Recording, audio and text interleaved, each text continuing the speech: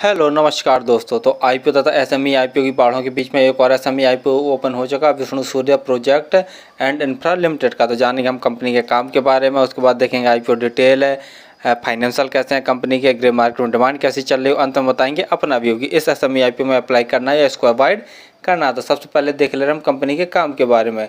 Company का मुख्य रूप से काम देख लिया जाए तो जो गिट्टी होती है और गिट्टी के साथ साथ जो सैंड्स अर्थात रेत होती है उसका मैन्युफैक्चरिंग करती है। यानी जो पत्थर आते हैं, पत्थर मशीनों में डाले जाते हैं। जैसे आपने देखा ही होगा जो क्रशिंग प्लांट्स होते हैं और जो सैंड वाशिंग प्लांट्स होते हैं, यानी क्रशिंग प्लांट्स में पत्थर को डाला जाता है तो वह छोटे छोटे पत्थर अर्थात जो गिट्टी होती है उसे गिट्टी बोला जाता है, तो उनका ये निर्माण करती है। और जानते ही हैं कि जैसा सैंड से हुआ और जो गिट्टी का यूज देखा जाए तो हमारे जो रोड्स हुए, सड़क के साथ साथ में बिल्डिंग हुई, बिल्डिंग के साथ साथ में जो बिल्डिंग की छत होती हैं, तो अन्य कई जगहों पर इस गिट्टी तथा जो सैंड्स का यूज किया जाता है। यानी मुख्य रूप से देख लिया जाए तो इंफ्रास्ट्रक्चर में इसका मेनली यूज होता है और सड़क निर्माण में भी इसका बहुत ज़्यादा यूज होता है। जो इसकी गिट्टी का होता है, जो छोटे छोटे पत्थर होते हैं, यानी काम तो इसका ठीक ठाक है। और देखा जाए तो जो कंपनी है, कंपनी सरकारी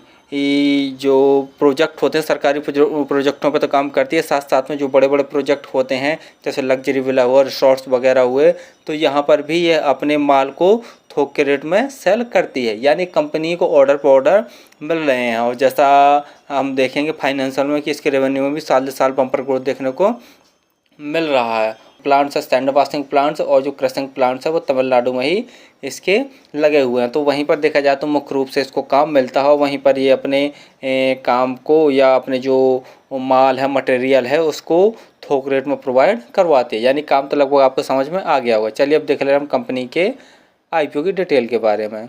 आईपीओ देखा जाए तो 29 सितंबर को ओपन हो चुका और 5 अक्टूबर तक जो ओपन रहेगा। और जैसा प्राइस बैंड देखे ले रहे हैं तो 68 रुपये पर शेयर इसका प्राइस बैंड रखा गया। लॉट साइज देखते हैं तो 2000 शेयरों का एक लॉट है। अगर टोटल इशू साइज देख लिया जाए तो 49.98 करोड़ का रखा गया, यानी लगभग हम 50 करोड़ का टोटल इशू साइज इसका मान सकते हैं। जो लिस्टिंग एसी एनएससी एसएमई पर होगी। रिजर्वेशन में देखे रहे जो मार्केट मेकर इनके लिए लगभग 5% का रिजर्वेशन रखा गया। जो अदर्स हैं इनके लिए 47.48% का रिजर्वेशन और रिटेल भाइयों के लिए भी 47.48% का रिजर्वेशन रखा गया है। और जैसा हम बता ही चुके हैं कि 29 सितंबर को ये आईपीओ ओपन हो चुका है और जो क्लोजिंग डेट है वो 5 अक्टूबर रखी गई है। अलॉटमेंट देखे ले रहे हैं तो 9 अक्टूबर को आपको पता चल जाएगा। और जो क्रेडिट और डेबिट संबंधी मैसेज होते हैं उनसे ही पता चल जाता है। यदि आपके अकाउंट में पैसे क्रेडिट हो जाएंगे तो समझ लीजिए कि आपको आईपीओ अलॉट नहीं हुआ, और यदि आपके अकाउंट से पैसे डेबिट हो जाएंगे तो समझ लीजिए कि आपको आईपीओ अलॉट हो गया। यदि आपको आईपीओ अलॉट नहीं होता तो 10 अक्टूबर तक आपके पैसे रिफंड वापस आ जाएंगे। और जो लिस्टिंग डेट रखी है वो 12 अक्टूबर रखी गई है। और पहले भी थोड़ा सा आप ध्यान दीजिए क्योंकि आजकल कुछ आईपीओ और एसएमए आईपीओ हैं जो कि T2-3 डेज के अंदर ही अपना लिस्टिंग करवा ले रहे हैं, तो इस बात का वो भी थोड़ा ध्यान रखिए।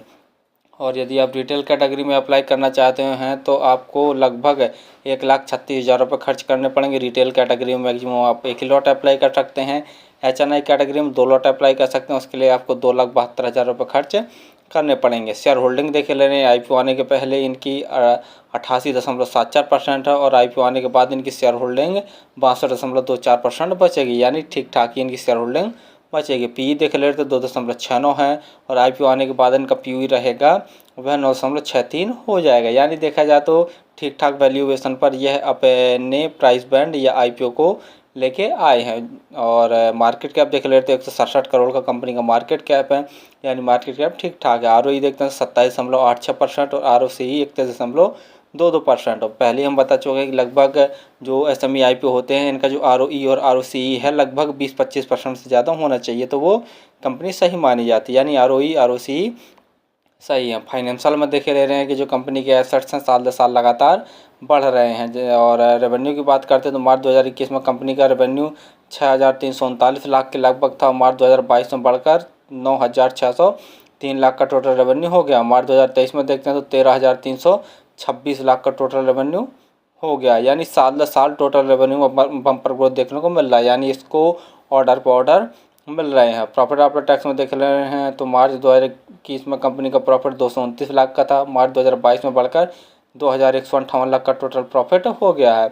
मार्च 2023 में देखते हैं तो कंपनी के जो नेट प्रॉफिट है उसमें गिरावट देखने को मिली है, 1,736 लाख का टोटल प्रॉफिट बचा है, यानी टोटल रेवेन्यू में तो ग्रोथ देखने को मिल रहा है 2022 से 2023 में देखते हैं, लेकिन जो नेट प्रॉफिट है उसमें थोड़ा सा गिरावट देखने को मिली है। नेट वर्थ देख रहे हैं तो साल दर साल बढ़ रहा है। और कंपनी को रिजर्व देखते हैं तो 2021 में कंपनी के पास 3078 लाख का रिजर्व था, जो कि बढ़कर मार्च 2023 में 5043 लाख का टोटल रिजर्व हो गया, जो कि कंपनी के लिए कहीं ना कहीं सही है। टोटल बोरोइंग देखते हैं तो मार्च 2021 में 1472 लाख का टोटल बोरोइंग था, मार्च 2023 में बढ़कर 3625 लाख का टोटल बोरोइंग हो गया है। यानी टोटल बोरोइंग कुछ खास नहीं है अगर इनके रिजर्व के सामने देखा जाए तो। ग्रे मार्केट डिमांड देखी जाए तो 30 रुपये पर शेयर की ग्रे मार्केट डिमांड चल रही है और 2000 शेयरों का एक लॉट है। 30 गुना 2000 करके देखते हैं तो 60,000 जैसा प्रॉफिट आज की डेट में एक लॉट में दिखा रहा है, जो कि अगर परसेंटेज वाइज देखें तो लगभग 44% जैसा प्रॉफिट निकल के आ रहा है। यानी ग्रे मार्केट में देखा जाए तो बम्पर डिमांड निकल के आ रही है।